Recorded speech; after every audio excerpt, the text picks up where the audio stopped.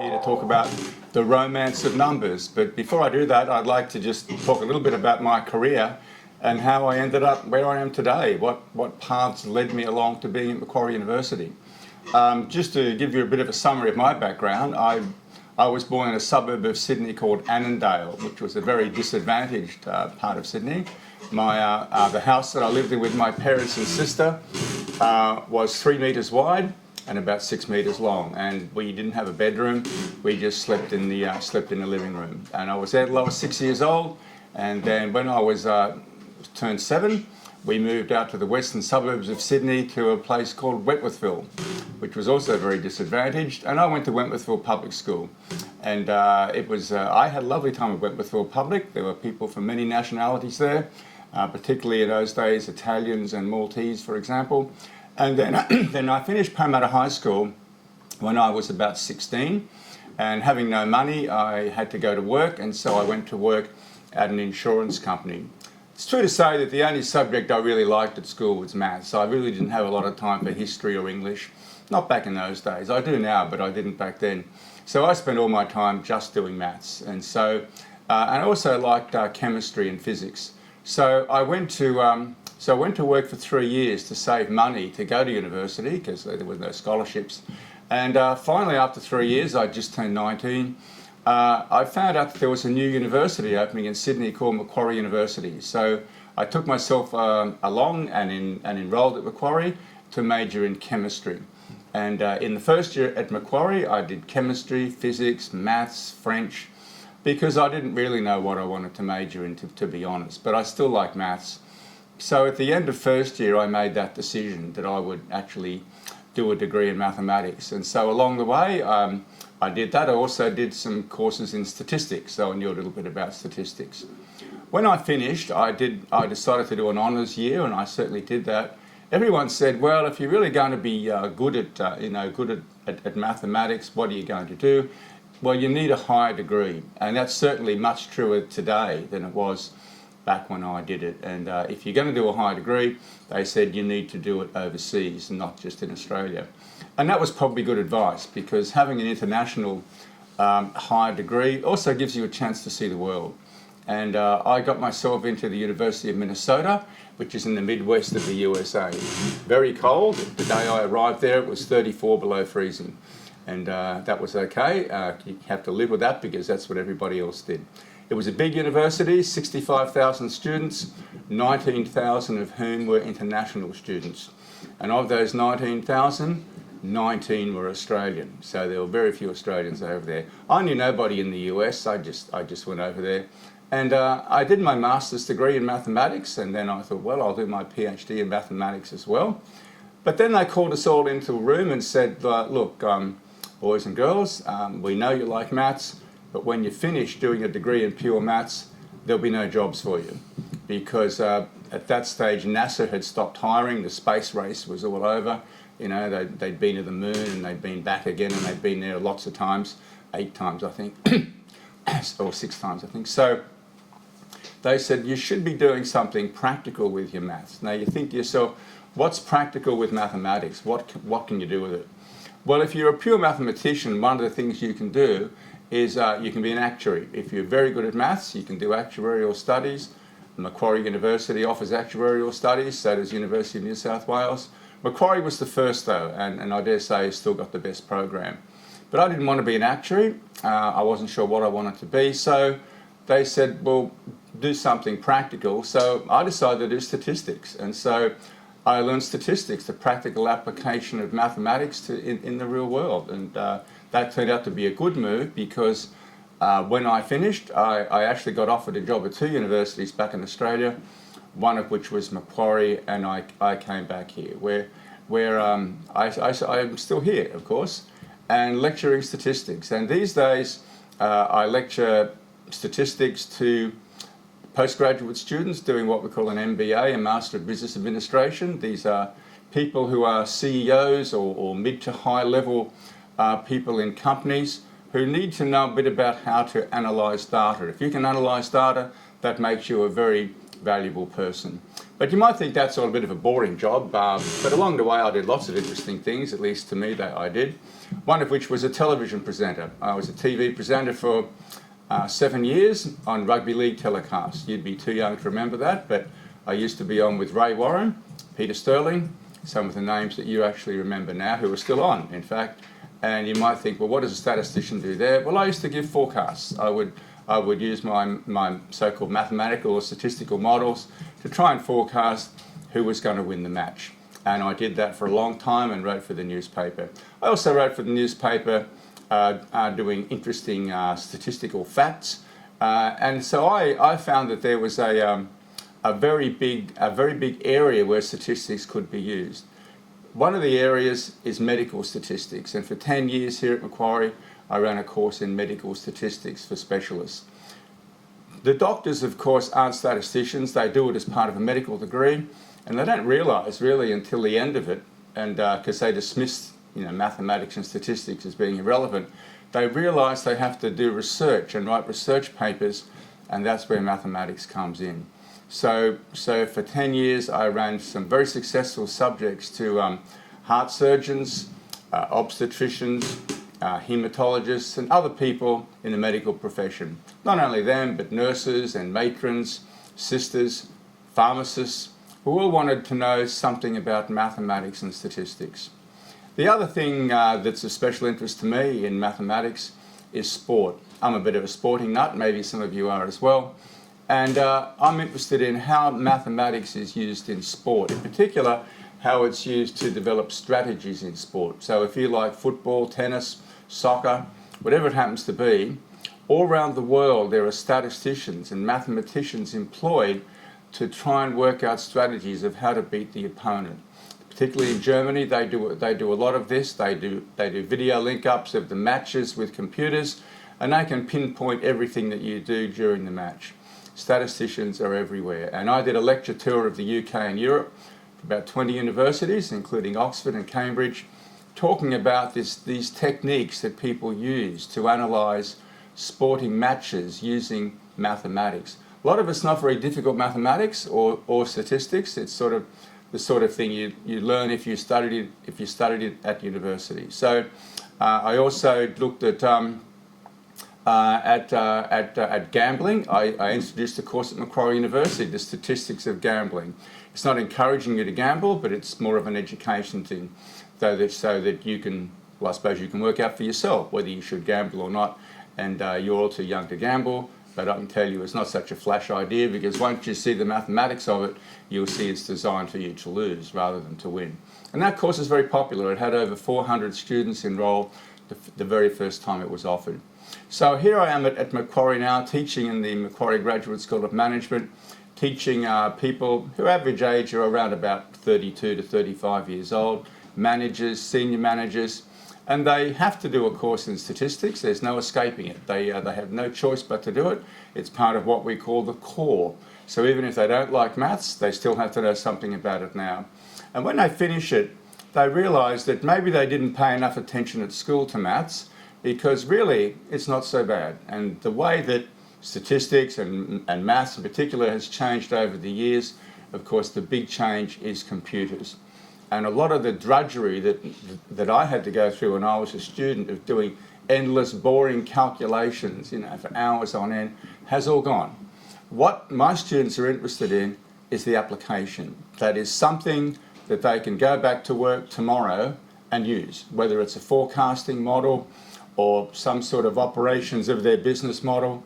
That's what they want. And if you don't give them that, they're not very happy. So we look at case studies and how maths and statistics has been used in big business and small business.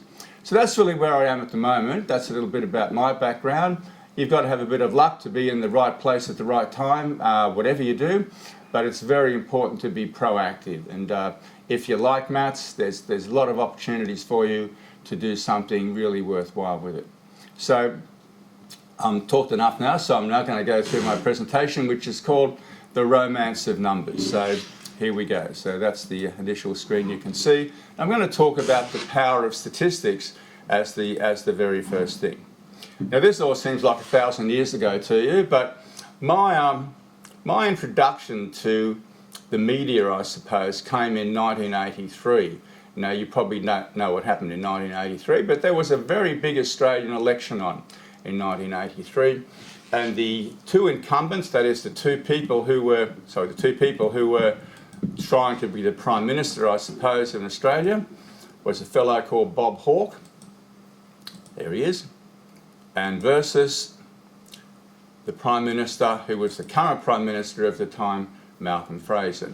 Now, you may not know much about the history of computers, but really desktop computers started to come in the early 1980s, 1981, 1982. They had big mainframe computers in the 1960s and 70s, but the personal computer, the PC, that we all know and love now, didn't really come in till the early 1980s. And I can tell you that people were very, very suspicious of them, often with good reasons. Many people saw there would be no use for computers. Why would you want a computer? And you know, the way that the men would convince their wives to buy a computer for home would be they could put their recipes on them. That was one of the things that they used to say. And the wives would say, well, I've got bits of paper to do that. I don't need a stupid computer. And they were very suspicious in the fact that what were they for, and they were very, very expensive back then. And so I had a boss when I just arrived at Macquarie, and I had a boss, and I think the best word to describe him would be eccentric.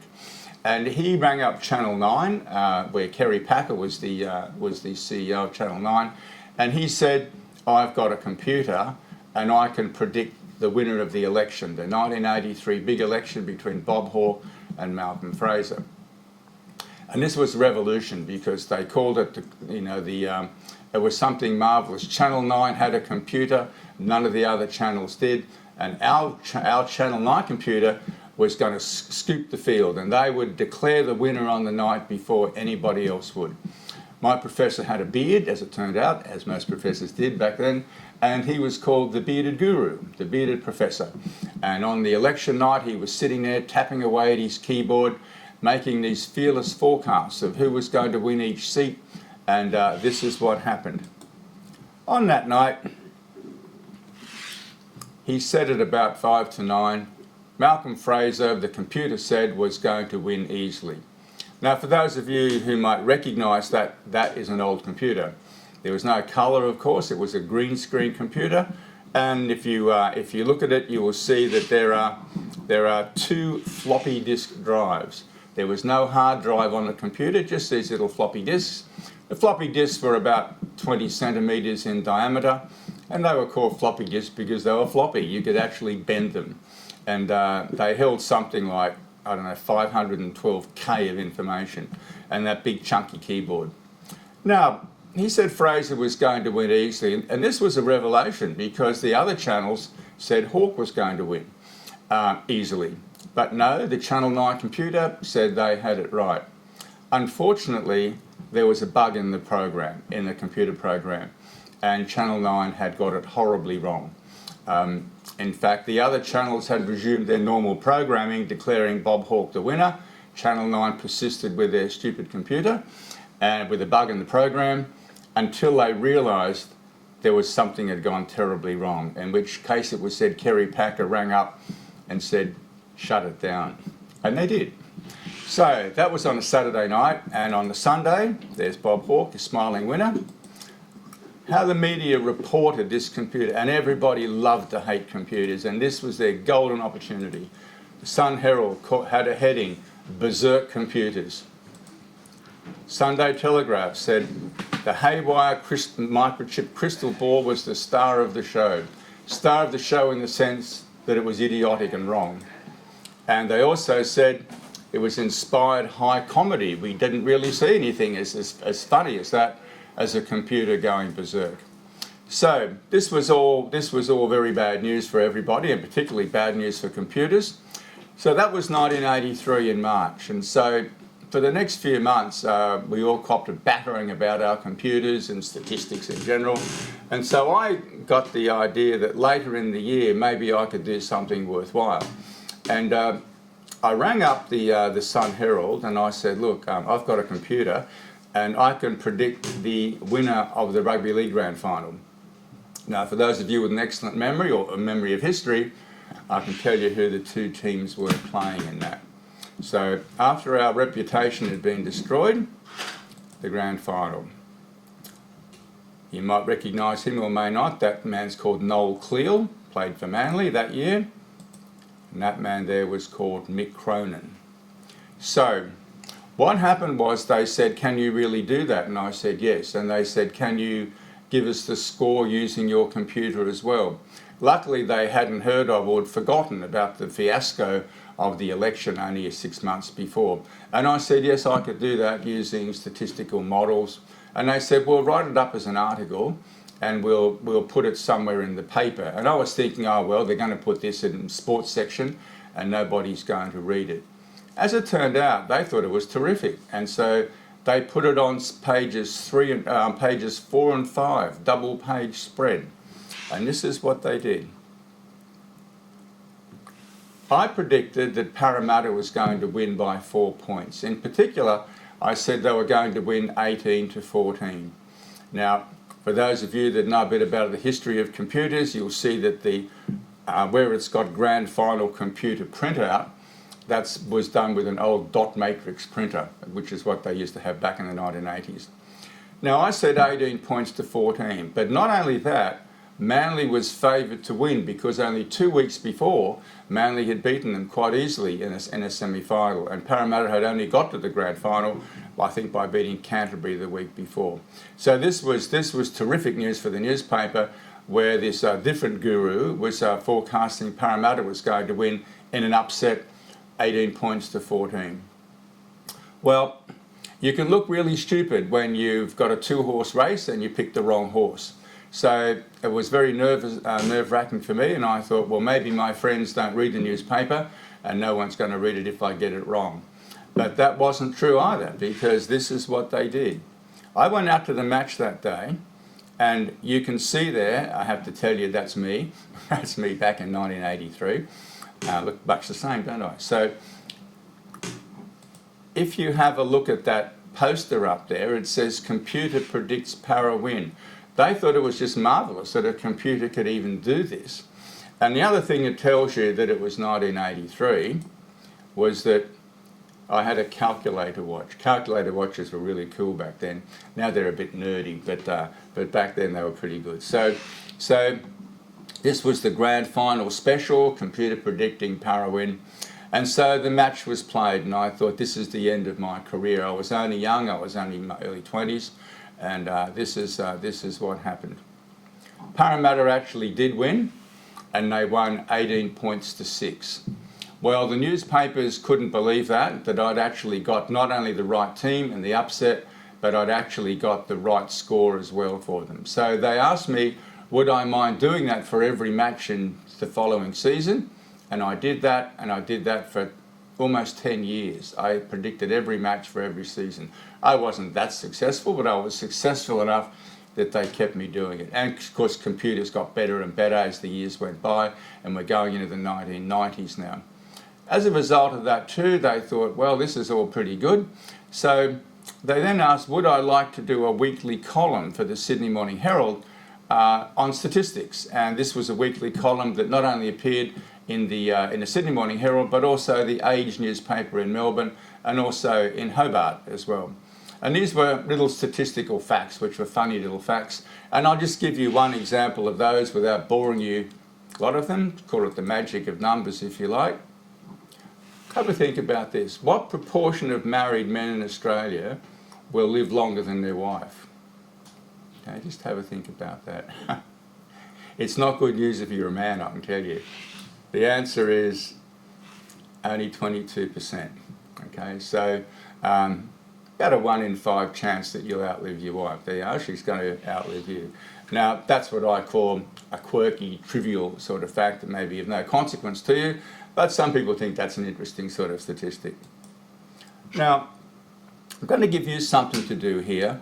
You've probably seen on TV a show called The Mentalist, where the mentalist can read your mind and make you think you're thinking things and get the murderer and so on. So I'm going to do a little mentalist trick here with you that involves you doing a little bit of arithmetic. And this is how it goes. It's got some instructions here for you. I want you to think of it. You can do it in your head or you can write it on a piece of paper, but you don't talk to anybody else. I want you to think of a 2-digit number, like 69 or something. Add the 2 digits together, so 6 plus 9 is 15. You take that away from the first number, so 69 minus 15, and then that's your number. Okay, we're going to call that your number, and you've got to remember what that number is. So I'll just give you a few seconds to do that. We're going to see how good you are. So think of your 2-digit number, add the 2 digits together, subtract y from x, you get a 2, this is your number. I'm now going to give you a chart, and I want you to find your number on the chart and look at the symbol that's next to it. Okay, so look for your number, and everybody should have different symbols because the symbols are all over the place. Okay, and I want you to think about that symbol and put that in your mind. Your number should be there. Now, what I'm now going to say is, it doesn't matter what symbol you get, I'm going to make you think you got the same one. Okay, and I think if you've done this properly, I think the symbol you get is that one. Who got that one? I can see your hands go up. Put your hand up if you got that. That's very good. Wasn't that clever of me? Okay, now if you did, you're waving, that's very nice. If you didn't get that, I'm going to give you another chance to do it again. Okay, so I want you to think of another 2-digit number, a totally different one. Add the 2 digits together, take them away from the first number, and the result, I want you to look in the table again and look at the symbol. Okay, so use a different number, don't use the same one. And you're thinking, well, that's going to give you the horseshoe again. And you might think, but I didn't get the horseshoe this time. I got it the first time, but I got something different this time. But that doesn't matter, because I can make you think that you got that symbol anyway. Who got that symbol? Nobody. Well, that's not good. That means you're no good at maths. So try it again. So you've got to ask yourself, why did I get different symbols each time? And if you want to ask me that later on, of course you can. As academics, we have to mark exam papers, and sometimes we get some colourful answers, and we get stupid answers. And sometimes we get answers that are funny as well. And so you might, for example, ask a question, what is a random sample? And the answer would be, a random sample is a sample that is random. And that's just repeating the question back to you again. But I've got some here to do with maths. So I want you to have a look at these and look at the answer the student gave and whether you think the mark was a fair one. Have a look at that.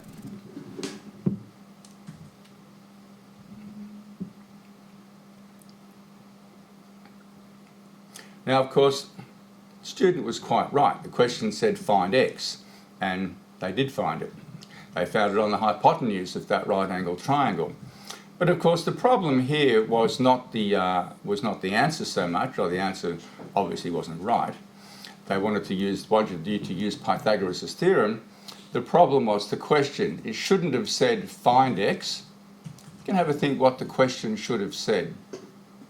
It should have said find the value of x, not find x itself, which of course the student actually did and said, here it is.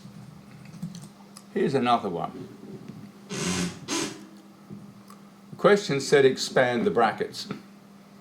Well, everyone knows what the word expand means, and so this student just made them bigger and bigger and bigger and said there was no point going on. They expanded the brackets. Poor old lecturer thought that was rubbish and gave it 0. I'd have some sympathy for that, even though obviously the student had no idea how to do it. Otherwise they would have done it. So there's some of the funny questions that we sometimes have to mark in exams. There's lots more, but I won't go through them with you. One of the first things you learn in statistics, and you probably learned it at high school, I'm sure, was averages. Okay, averages are pretty easy to understand. The average of 5 numbers, you add them up and divide by 5.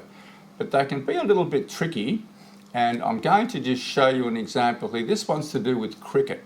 although it's very easy to understand. And here's how it goes. Two Australian players had a bet with each other as to who would have the better batting average during the 2014-15 cricket season. Now that's last season because we haven't really started this season yet. So the cricket season, as you know, is broken up into two bits, or I've broken it up into two bits. The bit before Christmas, or the bit before the end of the year rather, before the 31st of December, and the bit in the new year. So who are the players we're talking about here? Now if you know anything about cricket, you'll recognise that as young Steve Smith. And the person he had the bet with was David Warner, or Dave. So the person who wins the bet is the one that overall had the higher batting average last season. So here we go. For the 2 months prior to the end of the year, this is what happened. Steve Smith scored 500 runs in 10 innings. His average was 50. Dave Warner scored 200 runs in 5 innings. His average was 40. Steve Smith said to Dave Warner, I'm already ahead, 50 to 40, and I do much better than you in the new year, so you may as well just pay me the money. And Dave said, no, let's just wait and see what happens in January, February. In January, February this year, Steve Smith batted in 4 innings, got 300 runs at an average of 75. Dave Warner, he had 10 innings for 700 runs at an average of 70. Now looking at those two, looking at those two tables, Steve Smith won the first half of the season, higher average, and he had the high average in the second half of the season as well. And he went to Dave Warner and he said, I've won the bet. The bet was for overall best and I won both halves of the season. I had the higher average in both halves. And Dave said to him, not so fast, Steve, I think I won. And Steve said, how could you have won? I've beaten you in both of those halves of the season. Well, to find out who won, you need to combine the two tables. That is, you need to see what happened between November and December combined with January, February. Now if you look at Steve Smith, he scored 500 plus 300 runs, 800, in 10 plus 4, 14 innings. And his average overall was 57.1. Dave Warner, he scored 200, 200 plus 700, 900, in 5 plus 10, 15 innings. His average was 60. Now that's quite remarkable because what's happened here is that even though Steve won both parts of the season, overall he lost. Now that's a bit of a quirk of averages, if you like, and it's got a special name that your teacher can tell you about or look it up. It's called Simpson's paradox, and it shows you that you really have to be careful when you're comparing or you're breaking up things into separate parts. You can have a lower score for every part, but you can have the highest score overall. So clearly here, even though Steve Smith actually won both parts of the season, overall he lost. And as a consequence of that, Dave Warner won the bet. I'm just going to talk to you finally, I think our time's almost up as a case. I'm just going to talk to you quickly about remarkable people. As you go through your career, whether it's mathematics or whatever it is, you'll come across some remarkable people. People you think, I wish I'd have done that, or I wish I could be like him or her. And I'm going to talk to you about one such person. I'm sure you've never heard of him. You may have heard of something that resulted from what he did. But I've got a picture there, you probably don't know who those two are. That's Sherlock Holmes and Dr. Watson. His name was George Danzik, and I've got a photo of him there for you. That was when he was a bit older. And this is what he did that was quite remarkable. He was born in Oregon in 1914, which would make him 101 today if he was alive, which he isn't. In 1936, when he was about 22, he got his bachelor's degree in mathematics. Nothing remarkable about that. But as people did back in those days, they got married quite young, and he was only about 22 when he got married, and he married the lovely Anne, and she became Anne Danzig. That wasn't remarkable either. He then got a master's degree the following year in mathematics. He was pretty good at maths. He didn't consider himself especially clever at maths, but he was okay. And in 1938, he got a master's degree. Now, he'd done so well, and they had absolutely no money at all, that he and Anne decided that he would do a PhD. Now, as you know, 1938, the World War II was about to break out, and still having no money, the Depression was still lingering around the place.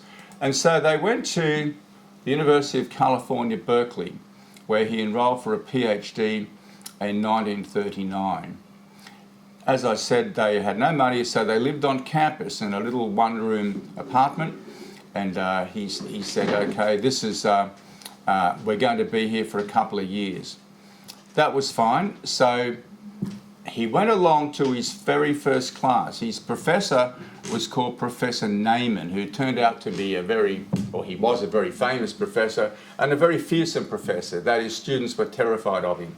They wouldn't talk to him for fear he'd bark at them. But poor old George, on the very first lecture, he was late. Now, back in those days, there were no overhead projectors or visualizers or PowerPoint. They used blackboards. So for those of you that don't know what a blackboard is, that's a blackboard. Using white chalk, that's not Neyman, that's just a picture of a blackboard for you. So George was about 30 minutes late, and he didn't know any of the students because he came from another state.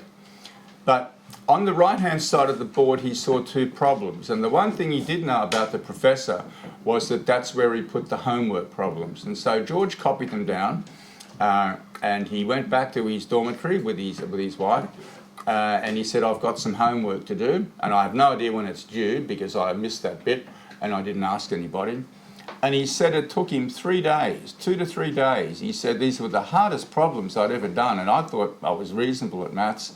And finally, after 3 days, he finished the problems. And then he had to decide where he was going to put them. So he went and asked another professor, where does Professor Neyman like you to put his homework? And he said, just go to his desk and throw it on his desk. So George went up there. Luckily, Neyman wasn't there, and he placed it on the desk where Neyman would see it, and he put George Danzig on the top. And then he crept out of the office. After a week or so, the professor never mentioned the homework. George didn't know any students. And this went on for several weeks. And then after about 4 or 5 weeks, George was asleep on a Sunday morning, with his wife, of course, and there was this loud banging at the door, at his dormitory door. And he thought, who on earth is that? So he got out, and there was Professor Neyman, and he could see that he was waving around some papers. Now, George thought he was in a lot of trouble. He thought the assignment either was late or he shouldn't have put it on his desk. And Neyman said to him, are you George Danzig? Because he had no idea who George Danzig was. And George said, yes, I am. And he said, well, I've prepared everything, he said. George said at that point he had no idea what this raving lunatic was talking about on a Sunday morning knocking at his door. And he could then see he was waving his assignment around. Now, he soon found out why he was there, why this Professor Neyman had made all that effort to go and find him. And the reason was that the two problems that were written on the board when George was late were not homework problems at all. They were something else, and he'd have known that if he wasn't late. You can try and think about what were they, but what they were two of the world's greatest unsolved problems. Nobody else had been able to solve these in the history of maths, and this young kid, had solved them both in 3 days, thinking it was homework. He handed them in, and they asked George Danzig later on in life, if you'd not been late that day, and you knew that they were unsolved problems, would you have tried them? And he said, don't be stupid, I would have had better things to do with my time. So there's two morals there. One is don't be late, and the second one is that he was capable of doing something he never thought. He was a knockabout guy. Maths was important, but it didn't rule his life. But all they said to him was, well, if you've got a stapler, put these proofs together, and you've got a PhD out of it. Now, George Danzig went on, actually, to do some marvellous things. 1947, he solved another problem. He was still a young man in his 30s. He derived something called the simplex method. You won't know what that is, for solving quite difficult problems. And what he did helped change the course of the war, World War II, working for the Americans. 1975, President Gerald Ford gave him the US National Medal of Science, the highest medal you can give a civilian. 2005, unfortunately, George died at age 90, it's a good age, and he'd been married for 68 years to the same woman, Anne. Now,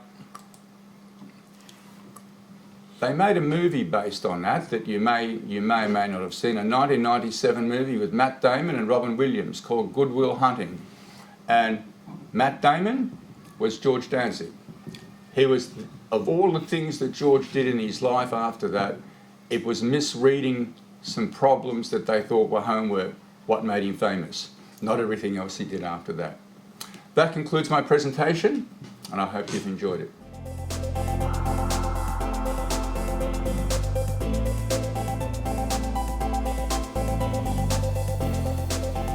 It's all to do, your teacher will explain it to you properly, I'm sure, but it's all to do with the number 9. Now, if you take any two numbers, any two-digit number, let's say 43, you add them together, 7, 43 minus 7 is 36. It doesn't matter which two numbers you start with, what you get, your number will always be a multiple of 9, whatever you start with. So, in my table, most of those symbols were irrelevant because the only numbers you were going to get were multiples of 9, 9, 18, 27 and so on. So all I had to do was put the same symbol next to all those 9 numbers, and the others were just background noise that didn't do anything. Why did it become a different symbol the second time? I changed the chart. Wasn't the same chart.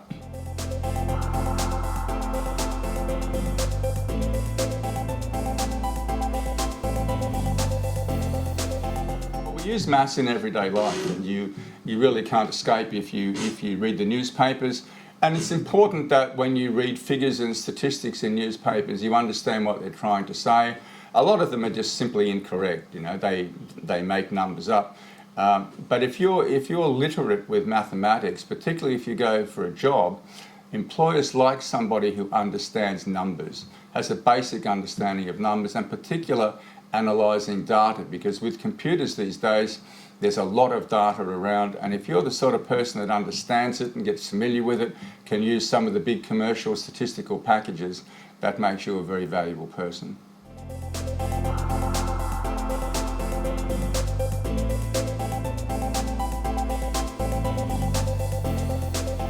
Sherlock Holmes is just mysterious, that's all. He had a, if you see the sort of typical Sherlock Holmes, he's got a big magnifying glass, smoking a pipe and a hat on. And I was just saying that averages are a bit mysterious because you think you know all about averages, and along comes Simpson's paradox and you get a result that you really weren't expecting. That's called counterintuitive.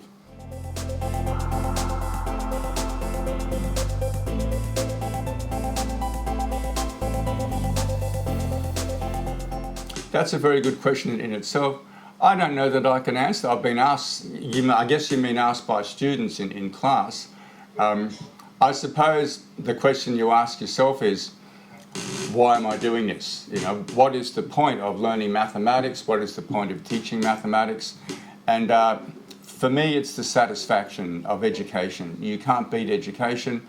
Education trumps just about, well, apart from health, just about trumps everything else. So that would be a question, you know, and people ask, my students ask, well, that's okay to learn about, you know, multiple regression and all that stuff, but who uses this in the so-called real world? Is it all theoretical? Am I learning something that I'll never use when I go out into life? And what happened, and the answer to that is, well, you don't know that yet, because we get students who fall asleep during classes in undergraduates, and then they go out to work, and then the boss says to them, would you run a simulation on this? And you think, oh God, I was asleep in that lecture, or I stayed home and had a nap.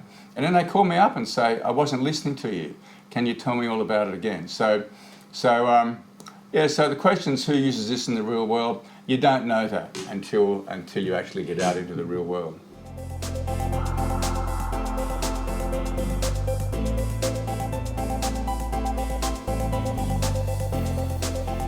Strangely enough, the book is called The Use and Abuse of Statistics. That's the name of the book.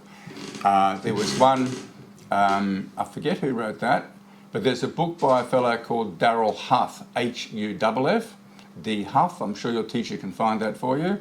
I think that one's called How to Lie with Statistics, and the other one is called The Use and Abuse of Statistics. There are a number of books like that. I'm not sure why you want to read those, because it tells you how to fiddle numbers and how to make numbers say anything you want.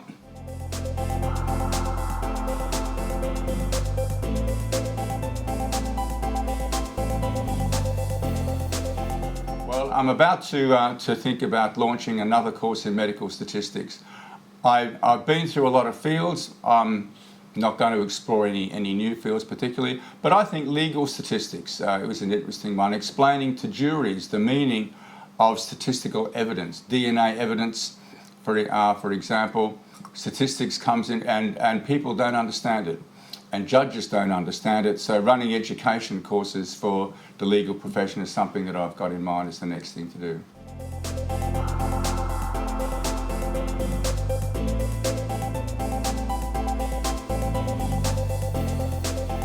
Yes, I have. It stands for Statistical Package for the Social Sciences, and the psychologists love it. If you're ever going to do something serious with statistics, all the number crunching now is done by commercial packages. The package that we use here at Macquarie, at least where I am, is not SPSS, but it's very similar. It's called Minitab. Minitab was written for education, and it's very, very simple to use. Minitab. And we have a site license for it here at Macquarie. So that's a very good beginner's package. Thank you.